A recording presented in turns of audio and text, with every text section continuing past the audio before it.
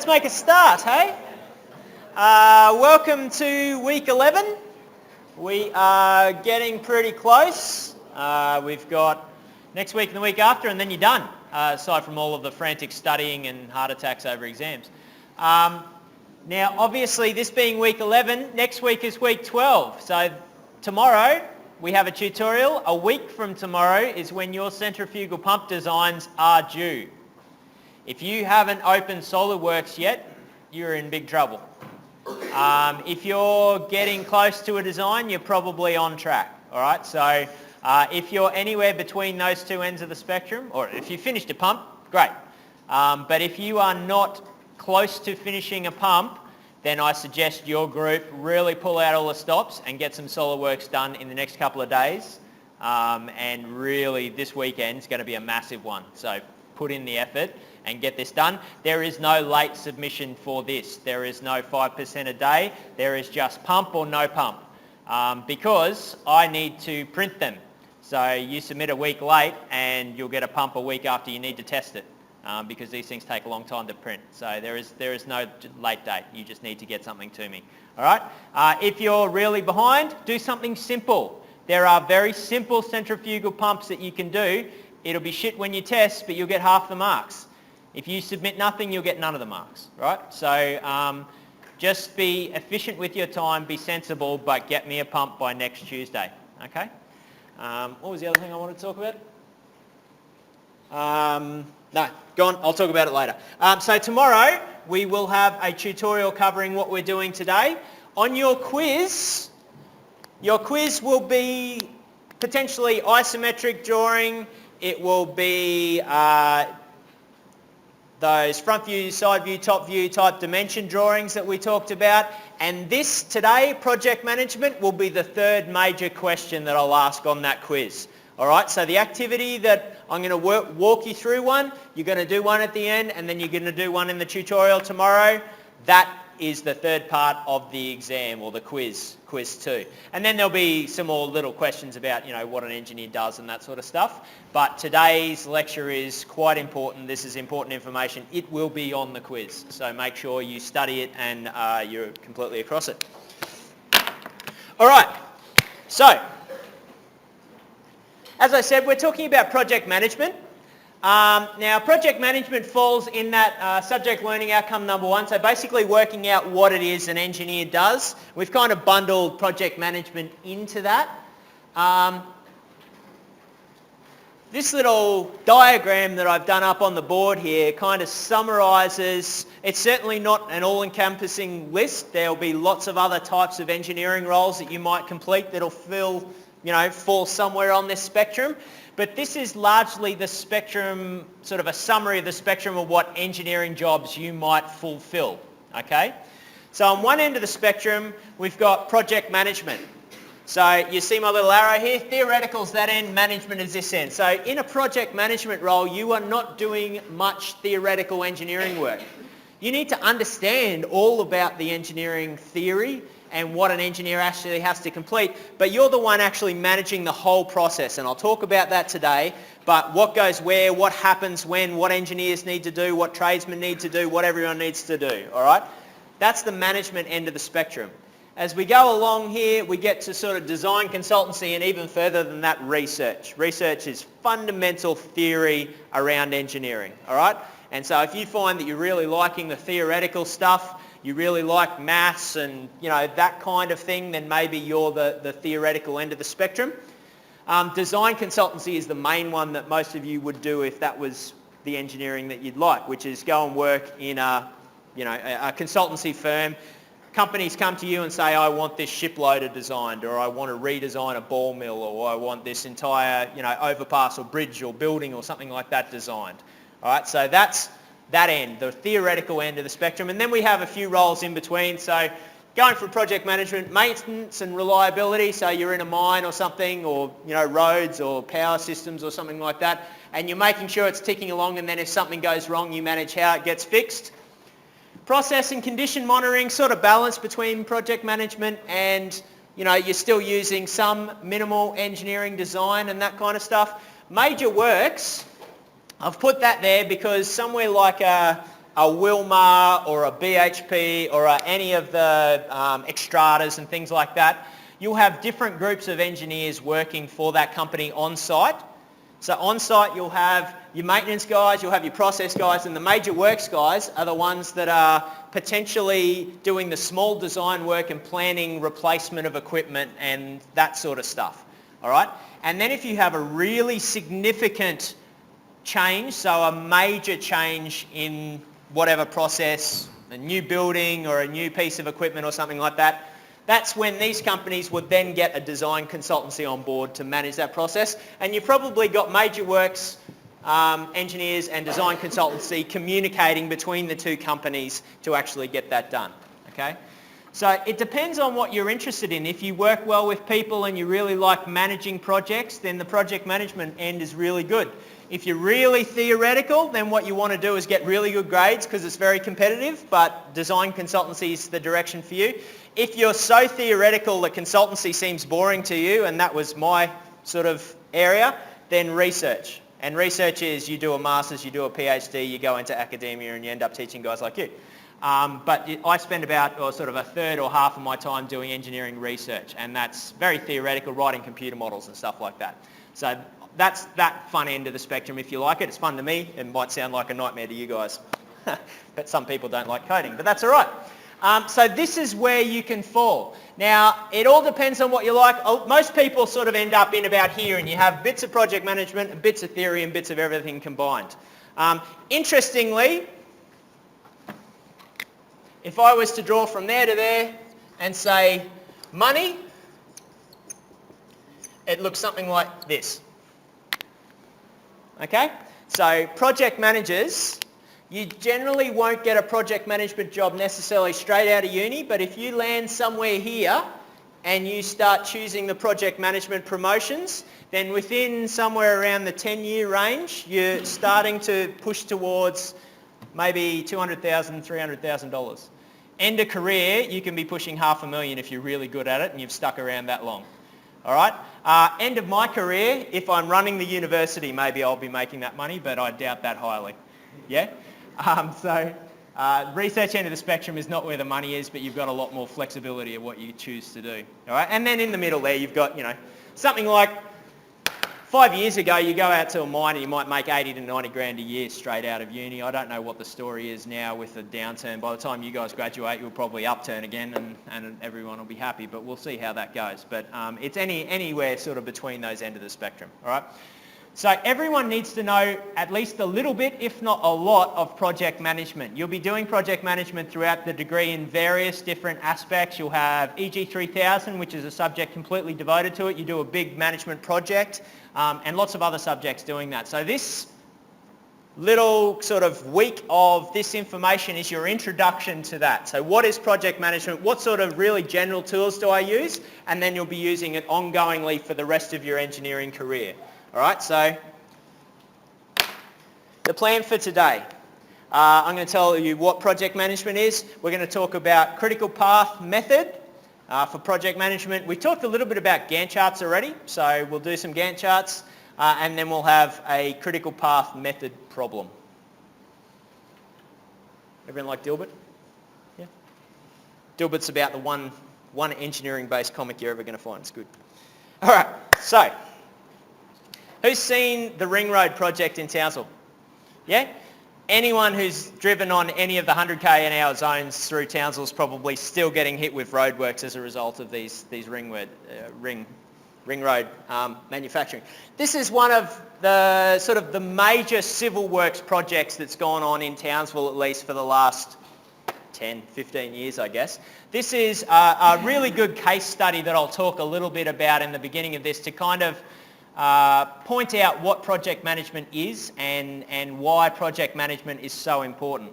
So parts of this ring road, I might even bring those lights down because I don't need the board for a little bit.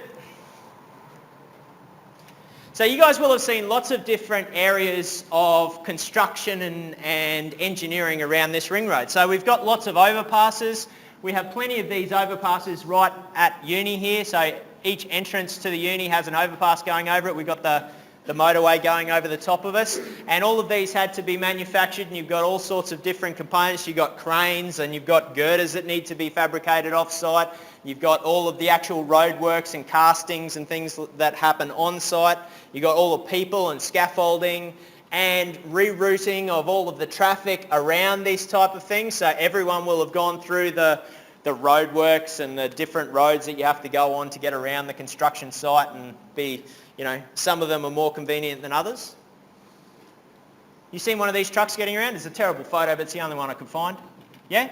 So these prefab girders, it's much, much quicker for them to create these, so put all of the formwork and concrete together off-site, and it's far more consistent. So they can have the concrete factory right there, and they can pour these to within a very, very tight tolerance of the quality of that concrete. If you're sticking that in a cement truck and sending it to site, and then having people have to pour it on site, and it might be different people today than did it yesterday as from did it a week ago, you've got much more inconsistency in the actual quality of that cast. So that's some of the reasons that these are cast off-site. That, and because you can cast 20 of these off-site and then just rock up on-site within the space of a week when you need them. Whereas if you had to cast them all on-site as they were necessary, then it would be, you'd be stretching out the manufacturing considerably. And so we've got these girders that have to get to every one of those bridges or overpasses or whatever, and they chuck them on the back of a truck and stick a couple of little dollies under there, and the actual structure of the trailer is that girder, which is kind of cool. But they, you see, I saw one of these getting out to site this morning as I was coming into uni. Did anyone see the manufacture of the bridge? Our second lane to the bridge across Ross River just behind us here. So they had this neat big bridge building robot thing that moved those concrete precast girders out onto the piers. So they cast all the piers in place, and then they set up this big crazy arrangement.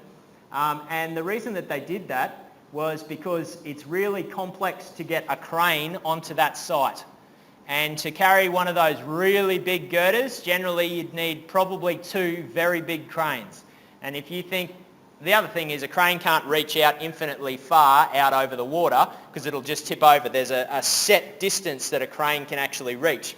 And so technically to get an actual crane out there, you'd probably have to drive it out onto that little, out into the river rather than just on the bank, which is a huge problem. So instead of doing that, they got this bridge building kind of crane robot thing, and it's set up, and the trucks rock up over there to the right, and it picks up the girder off the truck, and then just on some rollers or a rail, it zips it out and then drops it down, and then you cast it in place and do up the bolts or whatever else you do.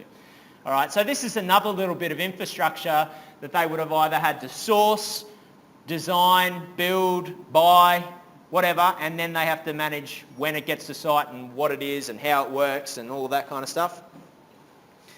Here's a different example. This is a very, very big crane dropping one of those things in place, and you can see how vertical that boom is.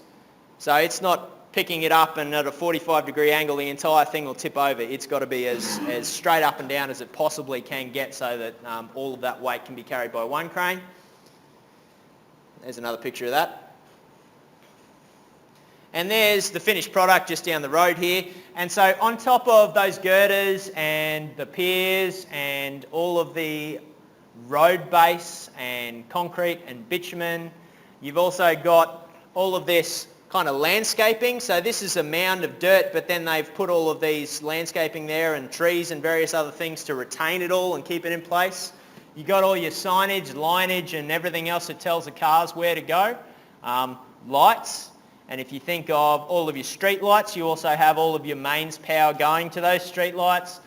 In some circumstance, you have traffic lights and all of that sort of stuff. So the reason that I'm showing you these images and talking about this is all of the different moving parts to actually get this from idea to completion and cars driving on it. All right, and so what we need to think about is what stages are involved in that project. Does an engineer rock up and say, we need a road, and then someone decide, all right, well, let's get a crane and some concrete and we'll just start building and work out where we go from there? Sometimes. Most of the time not, though. You'd probably still be there in 30 years' time if that's the way you manage this project. what you have to do is if you have a design, now you need to think about all of the different things that you need to put in place and how long it takes to make those things, and do they have to be manufactured on-site or off-site, and how much money do I need, and how many personnel do I need, and how long is it going to take to happen. And these are some of the stages. So site preparation. What's normally on a site when you're about to build a road there?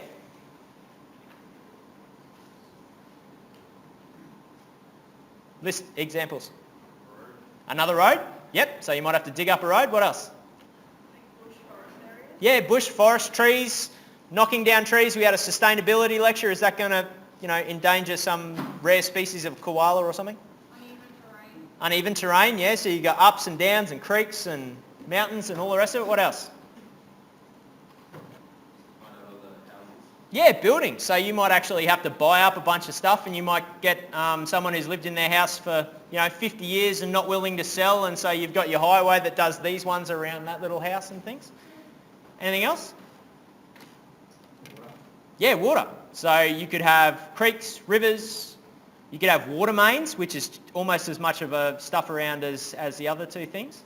So site prep isn't just, all right, we're going to clear land. It's what does the site look like? What sort of processes do I need in place? Do I have to buy people's properties? Do I have to knock down trees? Do I have to fill in creeks? Or do I have to build bridges and overpasses and all of that sort of stuff? Foundations, so that's, you've seen them lay those big, basically truck goes and drops a bunch of dirt, and then they squash it down to nothing, and then you drop more dirt and squash it down to nothing, and you keep processing that over and over and over again until you build one of those mounds. Precast concrete girders we talked about, they build them somewhere and bring them on site. That bridge building machine, where did it come from? What size did it need to be? Is it something you can hire from, Kennards, or is it something you have to build yourself? All the rebar and formwork, where do you reckon all the steel comes from? Every patriotic Australian says one steel and, down south, but no, it comes from China. Yeah. Fundamentally, it's about a quarter of the price after shipping from China, so most of the time steel comes from China. The reason you use Australian steel is that it's potentially better quality, so if you've got very, very important applications, then you probably, or critical stress states and things like that, you might use Australian steel for that, but Chinese steel gets pretty close and it's a hell of a lot cheaper, so on a big job like this, most of that rebar you find will come from China or somewhere close. All right, so manufacture, sourcing of bolts, brackets and small components, and you can guarantee there are a heck of a lot of small components in this thing.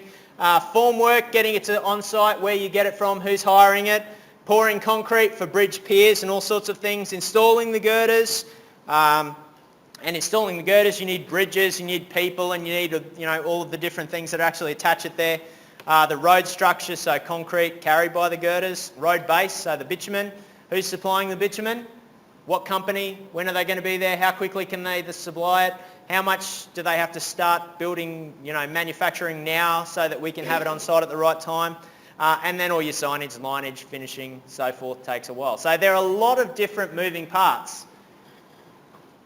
Each one of these moving parts requires different people, different time frames.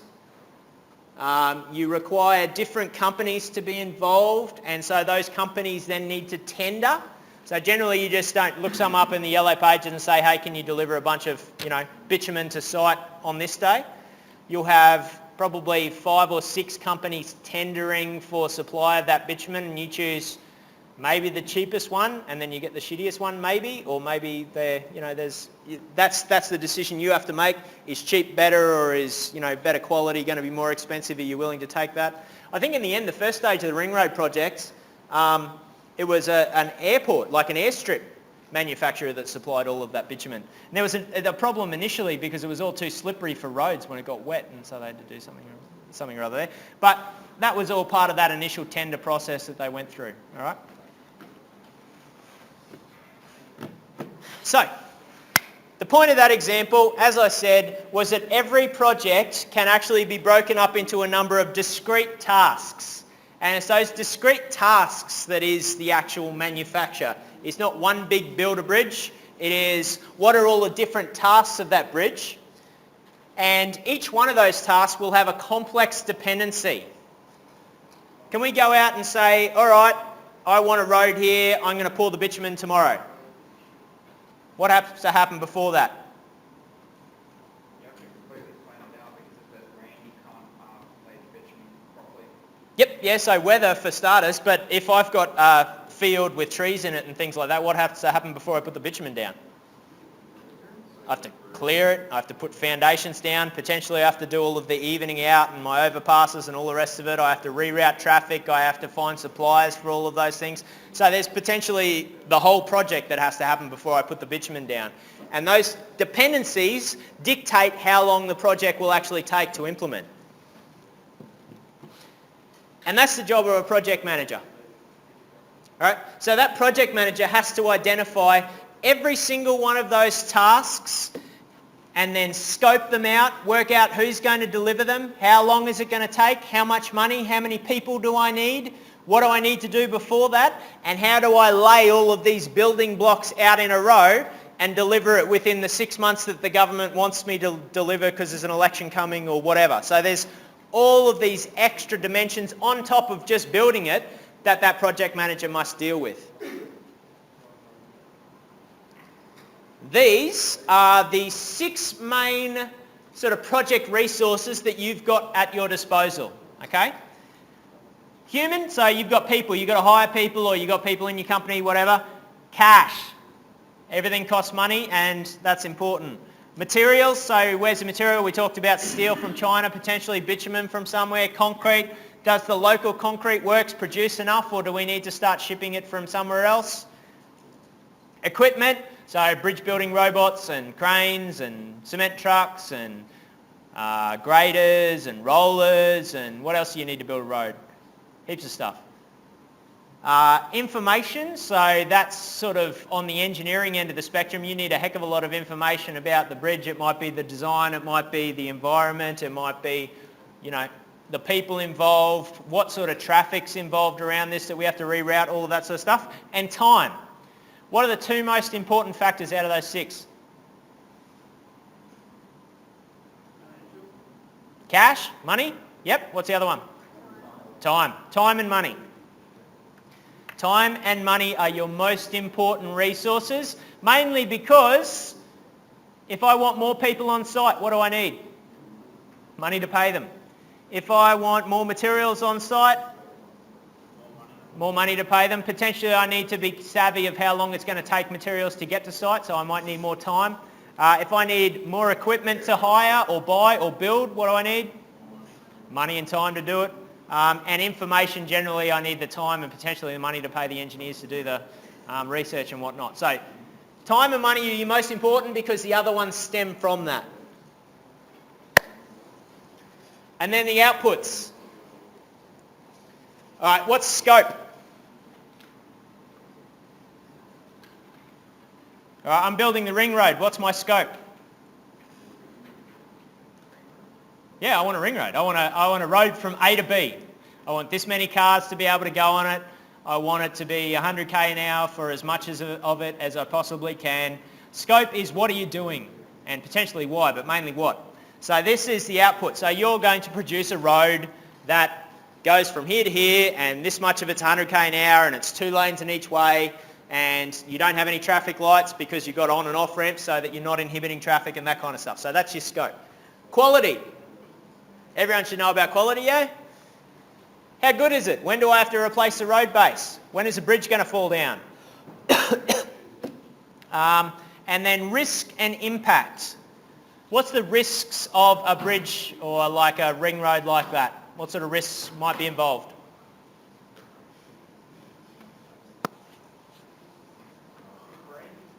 Could break, yeah, so it could collapse. What's the ramifications of one of those overpasses collapsing? Yeah, car on top, crash, dead. Car underneath, squash, dead. Anything else? Major road blockage. So you've just stopped all the cars going on it in the first place. Excellent. What's another ramification?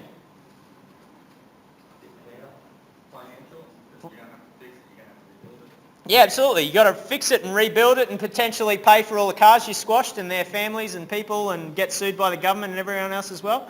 So These are the sorts of outputs you want to avoid. And all of engineering is about avoiding the negative impact of what you're doing. If it wasn't for litigation and, society requiring that no one get hurt by something like this, we wouldn't need engineers at all.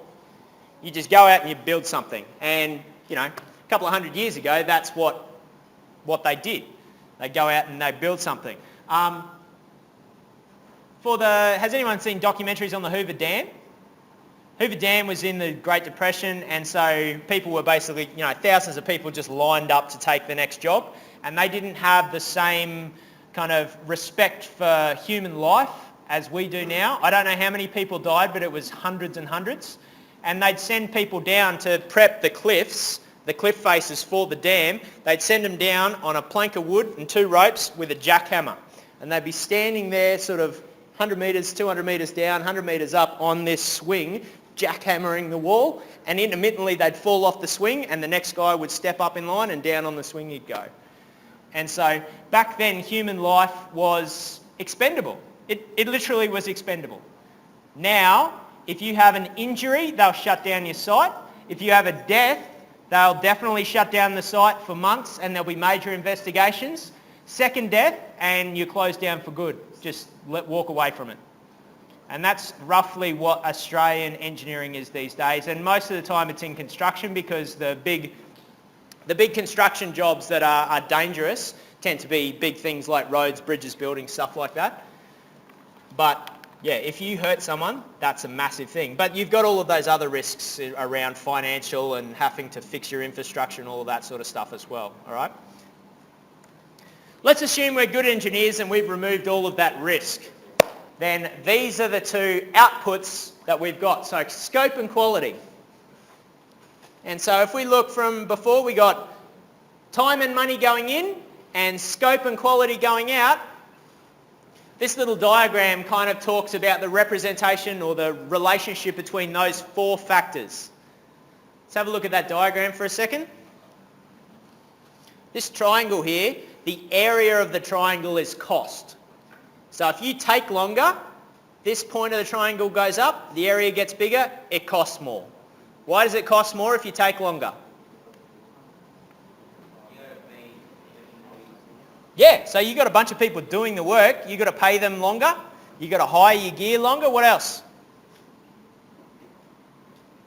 Are people generally happier if you take longer than you said you were going to? Yeah, the government have a tendency to get all suey when that sort of thing happens. And so that can cost quite a bit of money. Or, company or whoever. So if you take twice as long as what you're supposed to, there's going to be, oftentimes contracts have penalties written into the contract. But if you take a month longer, we're going to pay you this many $1 million less. Does that mean anything was affected by the weather, like cycle? Yeah, that's on you. That's your problem as a company tendering for this. You have to, that speaks to information that I talked about before. How many days of the year are wet where you are? And how many times do cyclones come through and blow all your scaffolding down? And so you have to build into your project management plan inclement weather for the zone within a safety factor. And that safety factor is probably not going to cut into the money that they're paying, it's going to cut into your profits. So you'll have a margin of safety that, if absolutely nothing, if it never rains, you're going to make millions of dollars more. But if it does rain, it's going to cut into your profits and you're going to make less. But you have to gear that into the actual planning of the project. So that's on you. You can't say, oh, but it rained. They don't care. They know it was going to rain. They want their ring road or whatever. So time. What about scope changes? All right, so we've got a single lane ring road. It was single lane when they first put the first bit in, and then they put a second lane on each direction as an election promise on the following year, so they did it intentionally for some silly reason. Well, let's say we want it 2 lanes as of now. You change the scope, it costs more money. So obviously scope changes, this little point of the triangle goes out, area gets bigger. Quality, if we want better quality, you need to spend more on better quality materials, area changes, cost change, or you can do a shittier job and save money. So one thing is just independently changing these things, but the other is if one thing changes out of your control, and you've got a set amount of money. So let's say they're giving you $100 million to build the ring road and you need to deliver it in 6 months or whatever. The area of this triangle has to stay the same and that point has to stay the same. So if one of these things change, the other thing needs to change to maintain that. All right? So if you have to change your scope, you might have to decrease your quality. Or if you realise that you needed to increase your quality for a particular area, so the steel wasn't good enough and it was starting to fall down, you need to increase that quality, maybe your scope changes, you do a bit less. So as things manipulate, you need to actually manage all of those things interrelated to one another. Does that make sense? All right, so this is just a couple of diagrams to sort of show you where a lot of the work's happening. I won't go into too much detail on this, you can look at it in the notes. But effectively there'll be a few phases in a project, so concept phase, planning phase, execution and then transfer. Transfer is handed over to the customer. And the level of effort that you put into a project, generally execution and transfer is where you're putting all of those resources in. You're putting all of those people, money, manufacture, material, all of that sort of stuff. So that's mainly in the execution phase.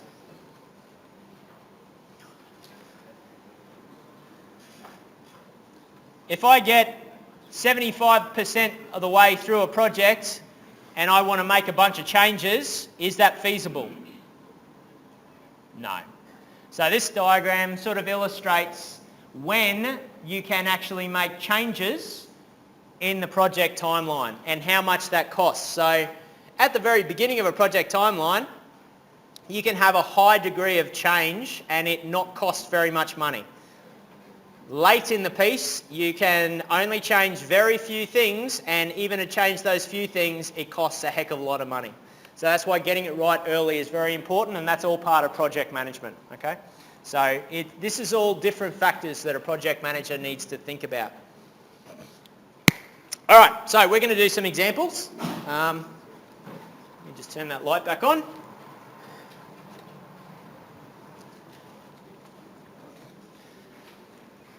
So, I am going to teach you what a work breakdown structure is, and then we are going to do a critical path network diagram. These two things will be on your quiz, so you need to get comfortable doing this. We're going to have 3 cracks at it before you get there.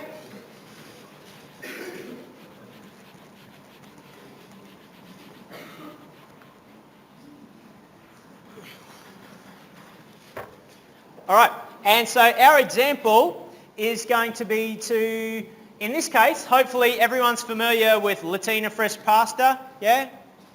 Yeah, basically you boil the pasta, you stick the sauce in the microwave and then you combine them. Really simple. There are very simple steps involved in this. Now, I could make you do one of these for the ring road, but you guys don't know what cranes cost and how many bridge building robots you need. It's much easier to do something that you're familiar with, to get familiar with this process such that when you know all of those factors later on, you can put them in place. So, we are going to analyse the task of cooking a Latina fresh pasta meal. You're going to create a work breakdown structure. You're going to draw a critical path network diagram, and then we're going to do some other stuff. And I'm going to show you, step you through this process, okay? And then you guys later are going to have a crack at doing a different one by yourself. All right, so first thing we need to do is do a work breakdown structure, and that's this table here. In the left, we've got a description. So what are the different tasks involved in this? Then we've got activity, so we'll just give it a letter designation. Duration, how long is it going to take? And then precedence, what do I have to do before it? Okay? So, let's do one of those tables up. If you've got a piece of paper, feel free to do so.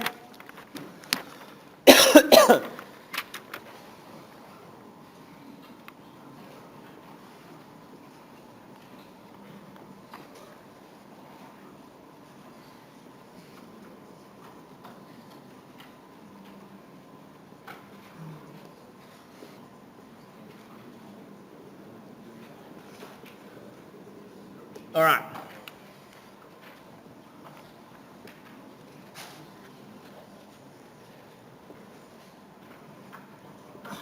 All right, and this is our work breakdown structure.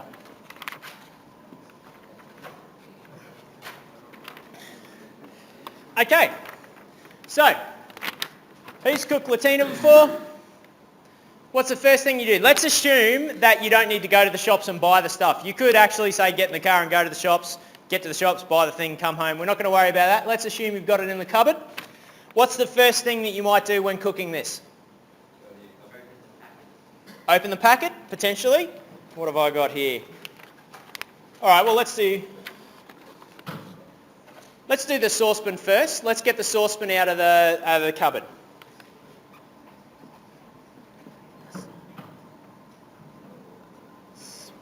Pan out.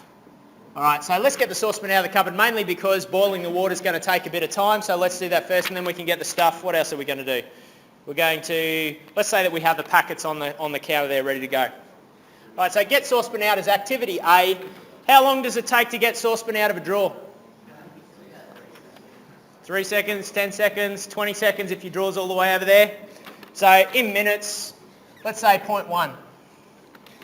Do I need to do anything before that? Can I take that saucepan out at any time, or do I have to do it after an activity? No precedence, yeah? I've got my saucepan out. What do I do now? Fill it with water.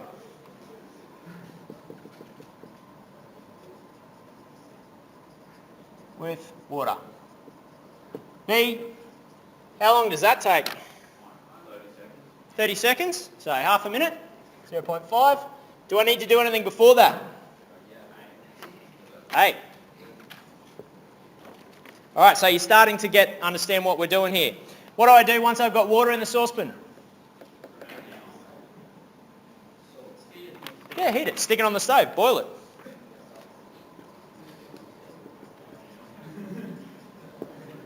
See, how long does it take to boil water? 2 minutes, 3 minutes, 5 minutes, something? I said 3 minutes, so let's say 3. What do I have to do before that?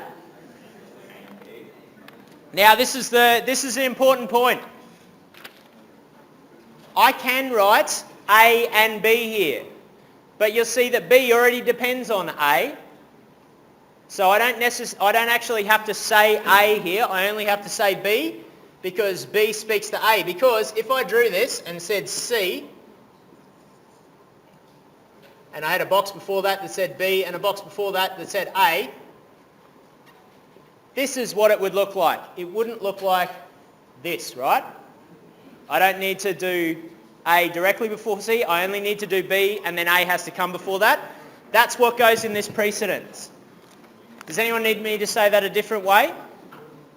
So if your preceding task has everything before it, you don't need to have everything before that preceding task, okay? So I only need B here. All right, so let's say I've got boiled water. What do I do now? Yeah, chuck the pasta in, get the packet, whatever you want. You can have more steps or less steps. There's lots of steps here, so I'm going to minimise the open the packet, get it out of the cupboard steps things, but you could use that if you wanted. Let's say put pasta in and boil or cook. D, what do I need to do before that? Oh, sorry, how long does that take? How long does pasta take to cook, anyone? 20 minutes, maybe 10 minutes? That's pretty cooked pasta. I don't know, I'd say in the pack, let's say 10 minutes. That do? What do I have to do before I cook the pasta? See? Okay? Let's just do all the pasta and then we'll do the other activities. They don't need to be in order here so long as we can have the precedence right. So once the pasta's cooked, what do? Strain it. What do I strain it with? Colander maybe. So we can say get colander out.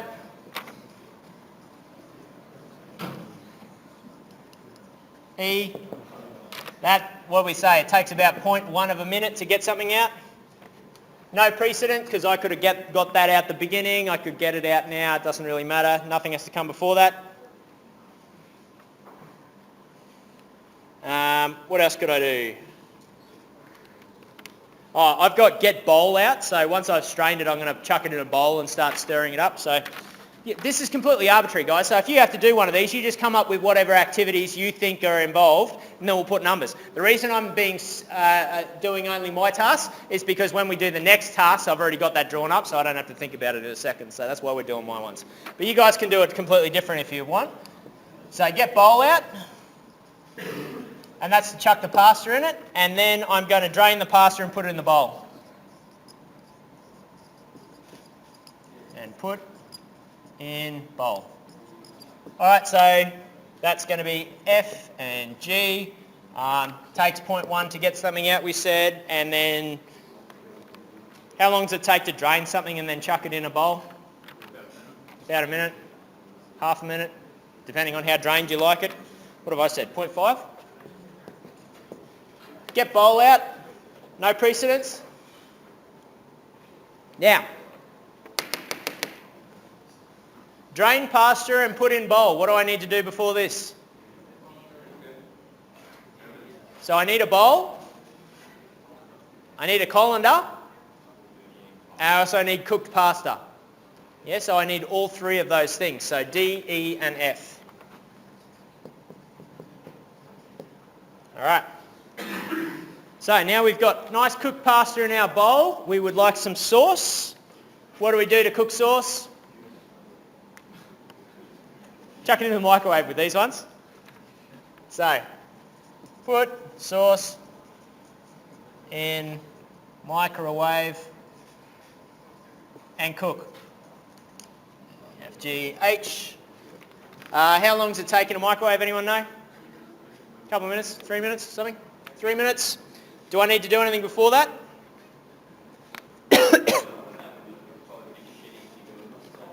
Sorry? Yeah, that's right. So, I mean, we could put that in, but let's assume that we can do it whenever for the purposes of this. All right. That's cooked. Now what do we do? We've got to put our rubbish in the bin. You can put your rubbish in the bin. You can add a row for that. Feel free. What else do we got to do? Let's chuck it in the bowl with the other stuff. It's cooked. It's ready to go. Add sauce to bowl. I don't know, 30 seconds maybe. What do I have to do before that? Step G, yeah, I definitely need G because I need pasta in a bowl, well, technically. What else do I need? No, actually, H. What did I say? H. Put sauce, add sauce to H and F. Pasta doesn't really need to be in the bowl when I put the sauce in there. It's much nicer. But, you know, we're engineers here, so maybe we've never cooked this before. We could say that, but I'm going to say H and F because it makes the next bit more interesting. So we've got a bowl and we've got cooked pasta. F and H. Mainly because if I have the cooked pasta there, if the pasta is strained at the same time as the stuffs come out, I can pour them in simultaneously. Yeah, so whether the sauce goes in and then the pasta or the pasta and the sauce, so long as that's pretty close to itself, it doesn't matter. All right, let's say the last thing, stir. J. Let's take a minute stirring it, and we need to have the sauce in the bowl, I, and we need to have the pasta in the bowl, G. Okay, so we are not master chefs. Well, I am not a master chef, but I now have some yummy Latina fresh pasta to eat for my dinner. Is everyone relatively comfortable with this process? All right?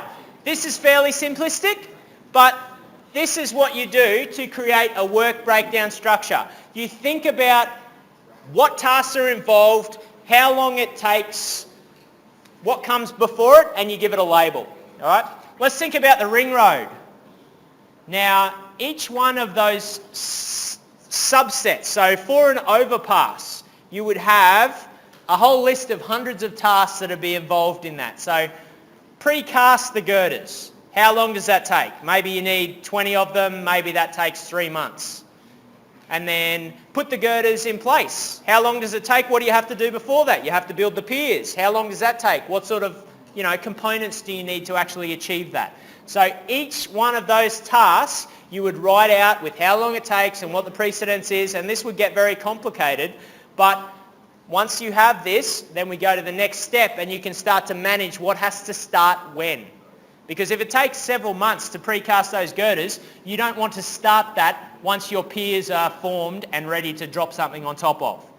Because that would be a very silly way to manage your project. Do you make a big one and you make little ones? Oh, it depends on what makes sense. If fundamentally you could make a big one that does, subcategories. So you could say, if you were doing the whole ring road project, you would say create overpass at JCU entry 1 or something, and that would be, you would factor in however many months, and then that one you would break out and have its individual tasks, and you might have tasks aligned with casting girder. What do you need to do? You get a company and you need to do the formwork, you need to do the concrete, you need to let it dry, you need to get it to site, all of that kind of stuff there. So you could actually nest them inside each other. So it depends on what level of detail you're looking at and you're interested in managing from there. You'd probably start at the very fine level and move up. Any other questions? Cool. All right. So you will have a chance probably tomorrow. I think the example this afternoon, I give you the work breakdown structure, but for tomorrow you'll have an opportunity to do another one of these. All right, so the next thing that we want to do is we want to take our work breakdown structure, because we've thought a little bit about things, right? But this doesn't really tell us when things need to start. You can start to think about that, but it's not particularly helpful from a managing our project standpoint yet. So what we now need to do is turn this into what's called a critical path network diagram, which is kind of like a sideways flow chart for your project. All right? And so each one of the boxes, I drew a little quick example just here, but each one of these tasks, A, B, C, D, E, F, so forth, gets a box. And we're going to put some details in that box, and we're going to draw all of its connectivity, and then we're going to put some other numbers and things on that, and I'll talk about those. But there's a number of ways you can do this. You can start at the beginning and work to the end, or you can start at the end and work to the beginning. I actually like sort of starting at the end because it makes it a little bit clearer as to what goes where and how and why. Because fundamentally, most of the time you'll have multiple starting points, but one finishing point, which will be delivery and what has to happen before that. All right, so the first thing I'm going to do is do a box J over on the right-hand side of my page. J. Now, if we look at what goes in my box, I've got early start, early finish, late start, late finish, which you guys have no idea about yet, and we won't talk about them yet. But under task ID, which is J, I'm going to write duration. And our duration for J, we said, was 1 minute. 1 minute, okay? All right. Now let's work our way back through this work breakdown structure until we have every single task drawn up and its connectivity. What comes before J? G and I. All right, so let's do that. Before J, I have, let's put it up here, I have G, and down here I have I. How long does G take? Half a minute. 0.5. How long does I take? Half a minute. Is that what I said? Oh, let's change that, because it's more interesting. Let's say 0.2. Yeah, add source to bowl. You don't need 30 seconds for that. 0.2. Done. All right? So everyone just change that just for shits and giggles, because it's going to make this a little bit more interesting when I try to explain something in a sec. All right, so let's say that's 0.2. 0.2. Like I said, it's arbitrary. This is just an example to teach you guys how to do this, right? So you'll obviously be using these for real engineering things and not pass the source, but everyone knows pass the source, so why not? All right, and so we draw an arrow from G and I to J, and those arrows come from this column. All right, so G and I are precedent to J, so they have to happen before J can happen. flowchart wise. Is everyone good with that? All right. Work our way up the table. H. Does anything happen before H? No. What does H... Oh, sorry. Let's go to I here. So I. F and H have to happen before I. All right. So let's draw F and H. F. H.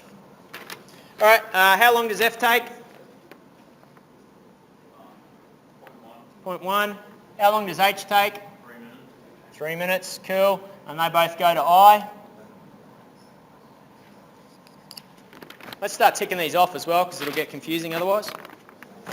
All right, so I've done J, done I, done G, I've now done H and F.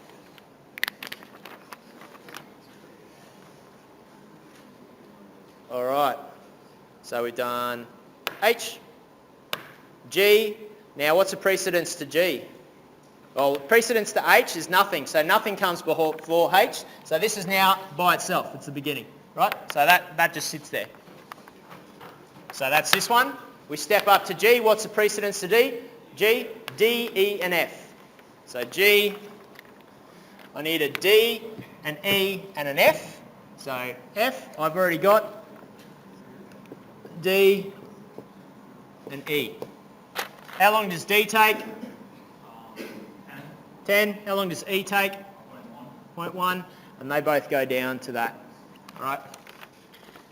So you see I'm ticking off the precedence column, not the activities column, to make sure I've got all of my connectivity. So I've done this one, oops, done this one, I've just done D, E and F. This one, F has no precedence, so that's the beginning. I don't draw anything leading into F, F starts. E has no precedence, so that one's the beginning, that one's the beginning, that one's the beginning. No precedence. D has a precedence in C, so I'll draw that before D. C, how long does C take? 3 minutes. All right, you can see that. All right, so I've done that one, that one, that one. C, B comes before C. B, how long does B take?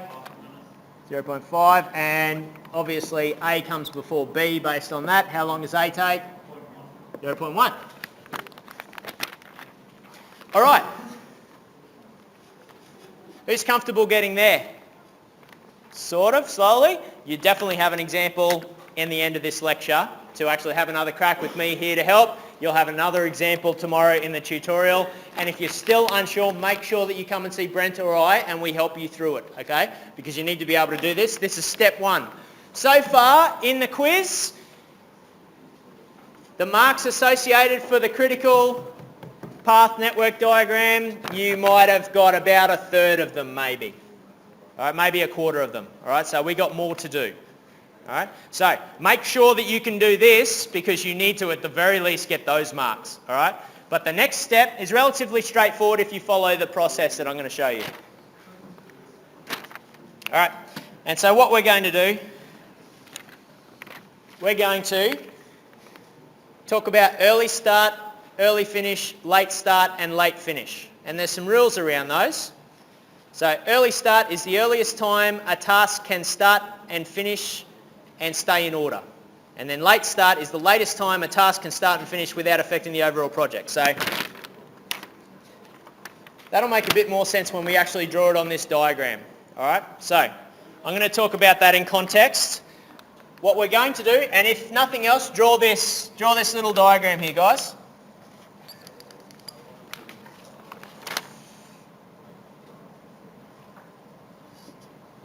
Start, early finish.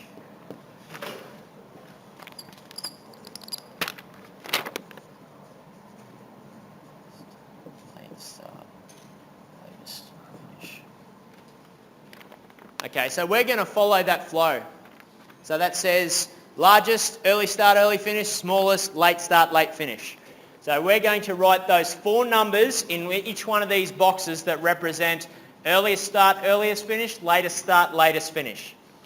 So we're going to start on the left, we're going to go over the top, and we're going to do all of the earliest start, early finish. And we're writing them in the top left-hand and top right-hand corner of each box. All right? So this is the part that takes a little bit to get your head around. So listen carefully to this, and then we'll get through it and you'll have an exercise to do. All right?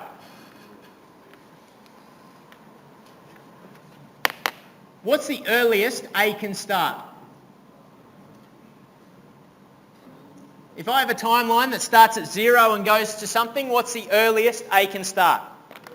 0. Easy. All right?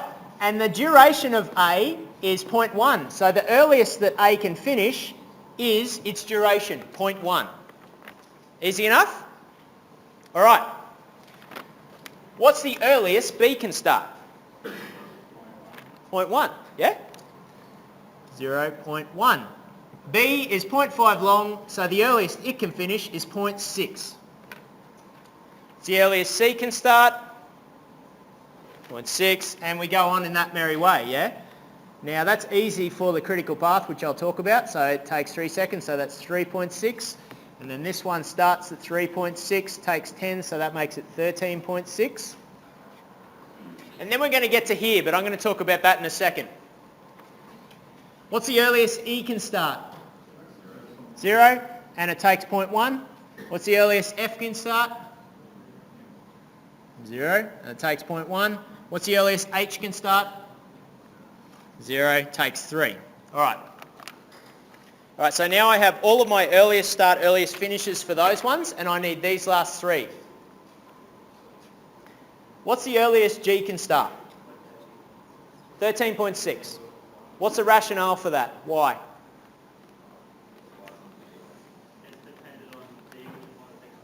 Yep, it's dependent on D, which is 13.6. It's also dependent on E, but E got finished at 0.1. That was a long time ago. And F got finished at 0.1. That was a long time ago too. So D is the most critical out of the 3 options. And that's why I've got largest, or we can even say latest. Because when you've got more than one choice, when you're doing the earliest start, earliest finished, all of the preceding ones, you use the largest number or the latest number as your point here. So 13.6 is the latest out of the 3 options. We use 13.6. All right? What about here? What do I put in this one? 3? Is everyone comfortable with that? That's the latest, the largest number. I've got 2 options. I use the latest, 3. All right, and my latest finish is 13.6 plus 0.5 is, what's that, 14.1. 3 plus 0.2 is 3.2. What about this guy? Which one? 14.1? Anyone else? Everyone happy with 14.1? Yep. 14.1, and then I add this guy, so that becomes 15.1, and I've just worked out how long my entire pasta takes to cook, 15.1 minutes. Okay? Is anyone else, or is anyone uncomfortable with how you do early start, early finish for all of these boxes? Relatively straightforward, yeah? Okay. Now what we're going to do is the latest start, latest finish. And I'll put it into context. These numbers allow us to manage when we start things and finish things as a project manager. So when do I have to start doing my prefab girders? Can I start that? Do I have to start that at the very beginning of the process? Or can I take 6 months before I start that? Because those prefab girders might be worth $20 million.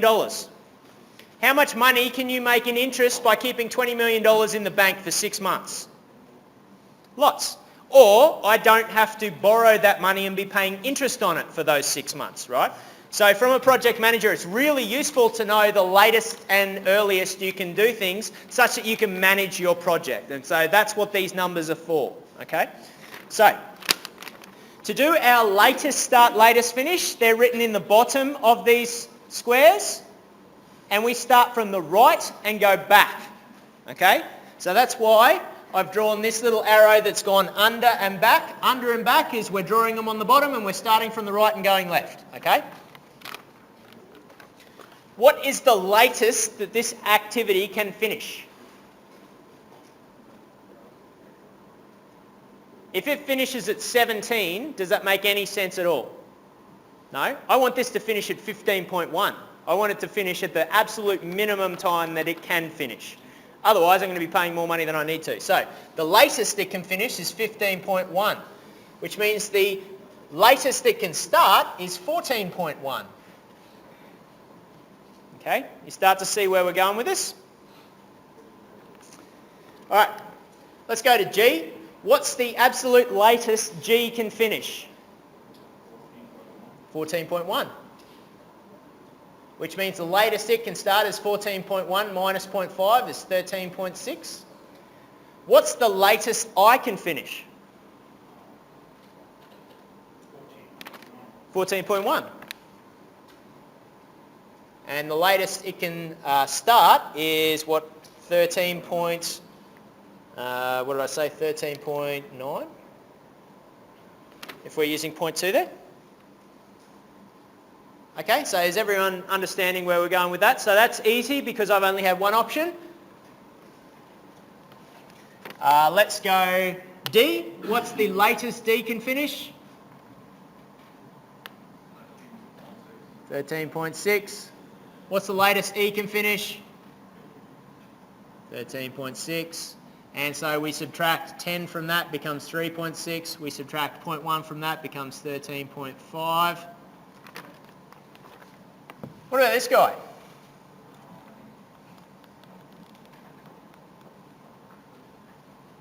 Which one? You've got an option of 13.6 and you've got an option of 13.9. What's the latest this one can finish? 13.9. If this one finishes at 13.9, when does that one start? At 13.9. If that starts at 13.9, when does it finish? 14.4. That starts at 14.4, which means it finishes at 15.4, which means we just took longer than we could have to finish our activity. When you have an option between two different latest start times to go into a latest finish time, you choose the lesser of the two. That's why I've put smallest here, or you could say earliest.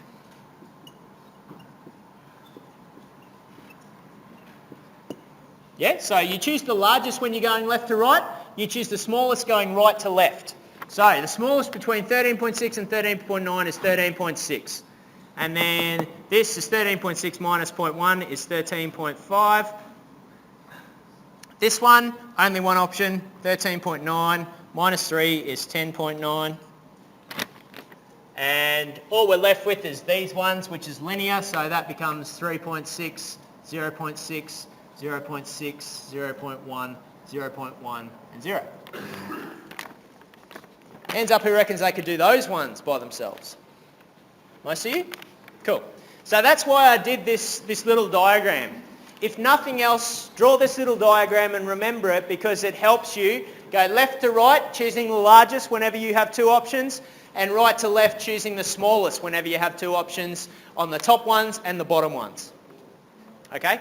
And that will give you all your earliest start, earliest finishes, and so forth. All right, so let's look at the interpretation of that. Earliest start and earliest finish are the earliest times a task can start and finish and stay in order. I could have started this one at 0 and finished at 0.1 and it would still stay in order. It doesn't change anything. That's the earliest it can go. Latest start and latest finish, the latest times a task can start and finish without affecting the overall project. This one, because I've got so much room for movement, this one could have started at 13.5 and finished at 13.6 and I still haven't changed anything. I haven't delayed the project. All right? That's the difference between early start, early finish, late start, late finish. Now, look at the very top definition there. Critical path is the sequence of tasks that cannot be delayed without increasing duration of the project. So you note that we're doing a critical path method. This is the critical path network diagram. The critical path is the most important path. Which of those activities are on the critical path, do you think?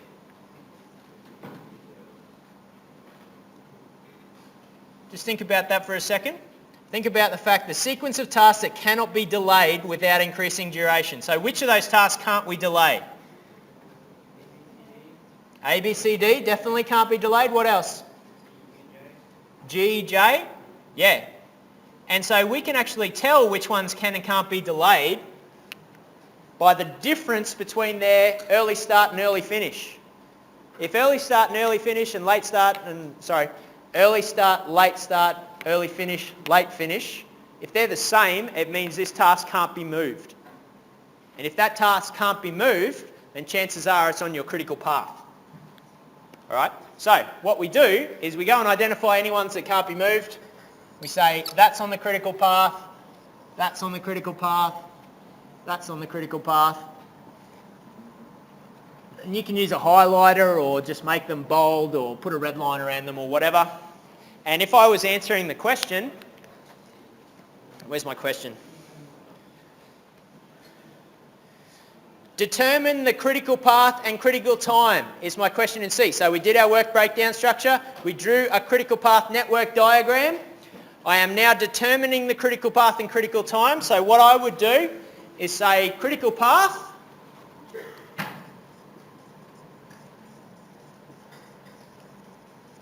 and list them.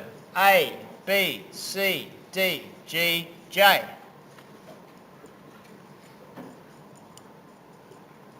What's my critical time? 15.1 minutes? Yeah, how long does a critical path take? 15.1 minutes. Don't forget your units. Never forget your units. Every engineer in this room should be using units every single time you ever write a number. Every single time. Okay, so that's C. We've indicated our earliest start, earliest finish, latest finish on each of the critical path network diagram boxes. So that's done. And the last thing is calculate free float and total float.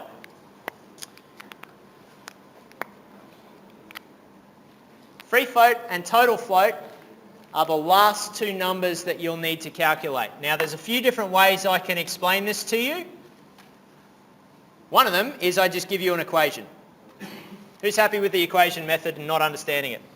You'll get it right if you use the equation. So, first and foremost, before I explain it and everyone gets confused, because some of you will get confused because it's a bit complicated, first and foremost, this equation will work, okay? Free float. Earliest start of the next one minus the earliest finish. So, let's say this one. Earliest start of the next one is 3 minus the earliest finish is 0.1, and so that's 2.8. All right?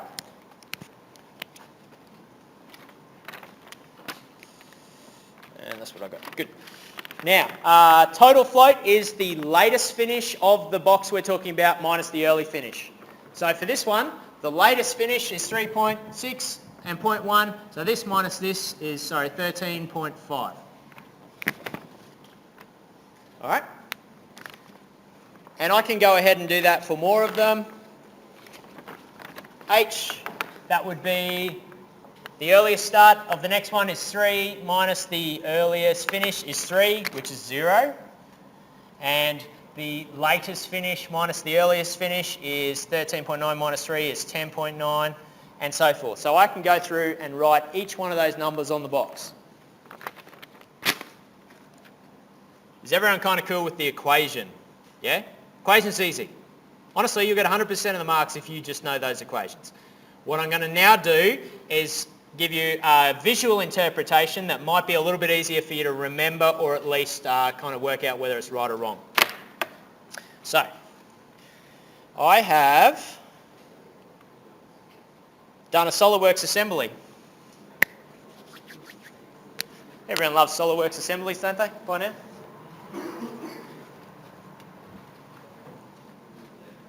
All right. This looks like an abacus because it's basically an abacus, right? Everyone's seen an abacus with little beads and things, yeah? You can move those beads around. This is like that, except each one of these beads is one of those tasks that we just drew down. And the width of those beads, or the little rectangles that I've got, is the width of time that we've written on our critical path network diagram. So here we've got A was 0.1 wide, we've got B was 0.5 wide, we've got C, which was 3, we've got D, which was 10, that's the big one, G, and J, right? And then we have these other tasks that we can move around. Now, as a project manager, everything on the critical path, which are these ones, they can't move. I just have to do them when they're scheduled to be done. But these ones, I can move around for whatever purpose I might like. That might be to save some money, it might be to save manpower, it might be because some of the people working on one of them might be able to do one of the other ones, and so I don't have to hire a whole new bunch of people to do 2 different things, and so forth. And some of them, you know, this one still has to happen before that one, but I can move them around and manipulate them, okay? All right, that one can go there. It can only go as far as the one below it, but if I shuffle that all the way up to the right there, then this guy could come all the way up to the right there. You know, I can do whatever I want. So this is kind of just a visual interpretation. If I want to talk about, let's bring up the slides. If I want to talk about free float, let's go to this diagram. Free float is as if I take each one of these and push them as hard left as I can. All right, so I've taken, oops. All right, that disappeared, but you know, you get the idea. There we go. So I push that as far left as I can. I push this guy as far left as I can. And this guy as far left as I can. And this guy as far left as I can. Right. Okay? Free float is how much I can still move them. Okay?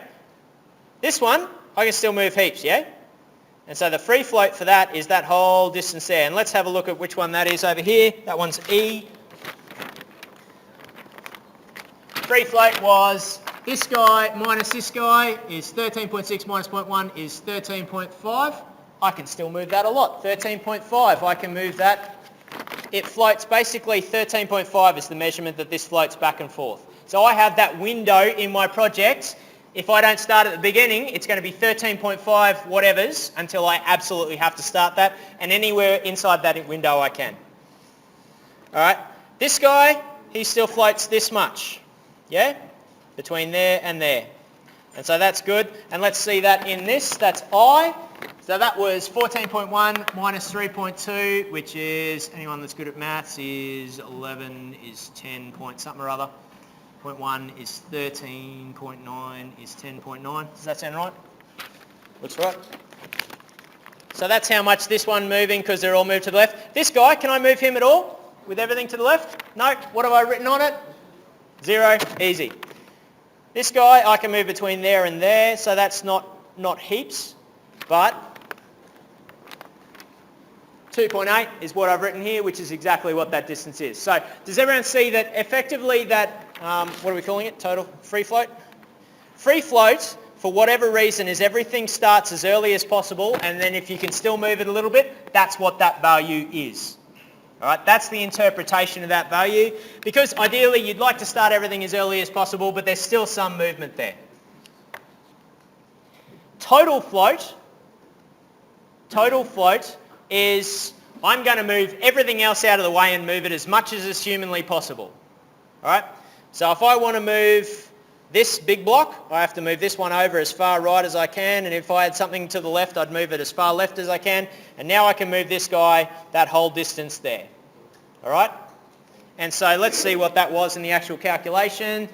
What am I looking at? I'm looking at H, and where before it was 0, now it's 10.9. All right, so total float means we move everything as far as it can, left and right of it, and try and maximise the amount of movement. And so in a project sense, if you need some flexibility with a particular aspect, then what you're going to try and do is move everything else as much as you can to give you as much flexibility as possible with the start date of that particular aspect of the project. All right, so out of all of these, total float is the most interesting to us from a project standpoint. All right, has that confused things, or does that make interpretation a little bit more sensible than just using a silly equation and hoping for the best? All right, So you can visually interpret that based on your critical path network diagram as well. You can just visualize it as like that abacus, and if it makes sense for something to slide, then you can double check what number you calculate using that equation and make sure you're on the right track. Okay? All right.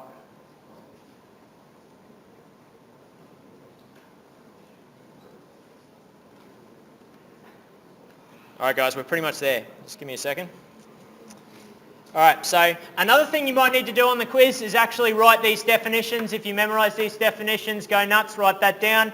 If you want to explain it in your own words, feel free. It's obviously better to explain it in your own words. It demonstrates more understanding, but you may need to define these 5 things.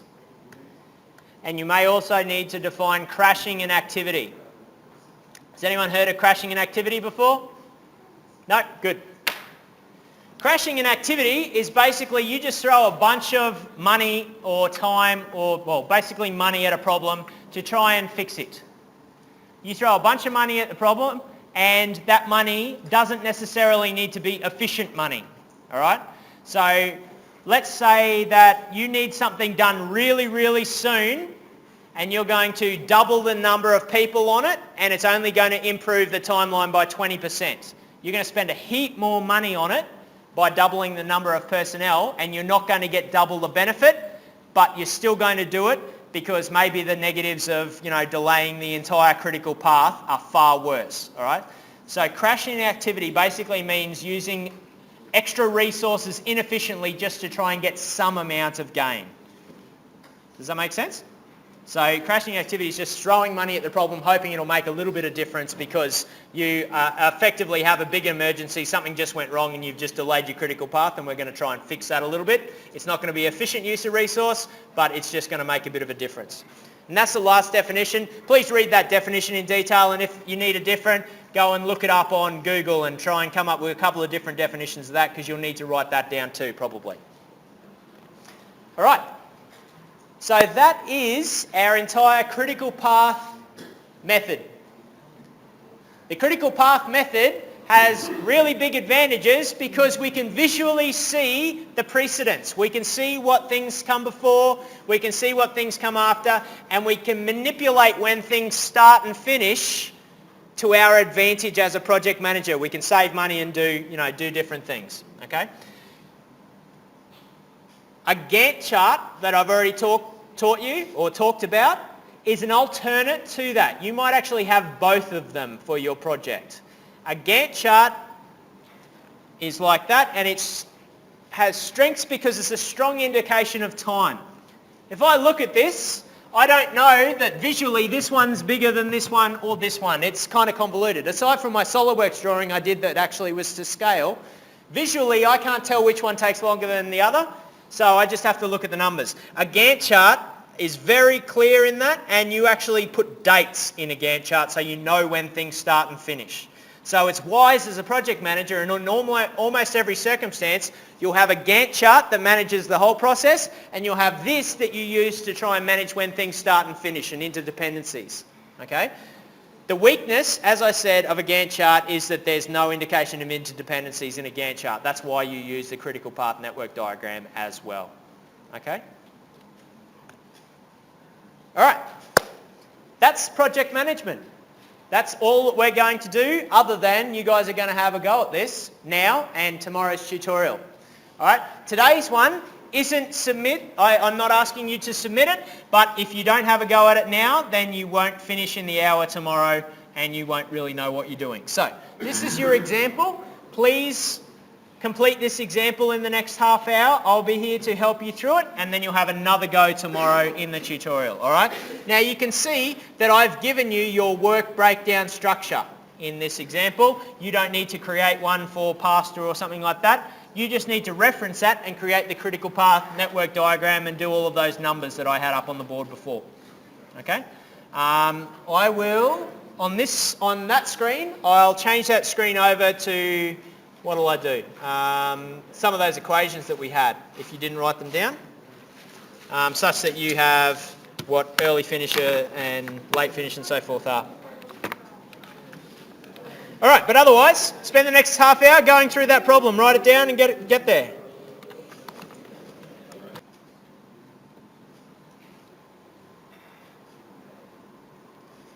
There we go. So that's where we're writing that early finish, early start, etc. I'll also give you, I just write down a procedure, guys, just so that you remember what I've said in class. So the way to actually solve these, if you have a couple of dot points that talks to procedure, then that's easy. So first thing's a work breakdown structure, which you're given, so you don't need to worry about that. Then last to first path diagram. So hopefully everyone started with L and then seen that L has 3 precedent or preceding tasks and then done those 3, and then you're doing the link up right to left as you go. Then first to last, E, S, E, F. So that's our start at the left, go over the top and go right for the earliest start, earliest finished. Last to first, latest start, latest finish. So that's right to left under the bottom.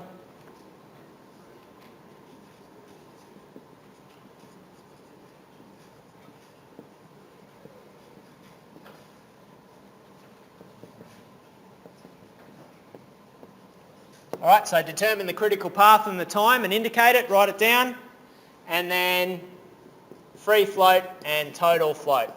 And once you get a little bit further on, I'll put those 2 equations up, or we can actually write them down now even. There we go. Free float equals earliest start next minus earliest finish, and total float equals latest finish minus earliest finish. There we go. All right, hopefully you've got everything you need to move on. Go on.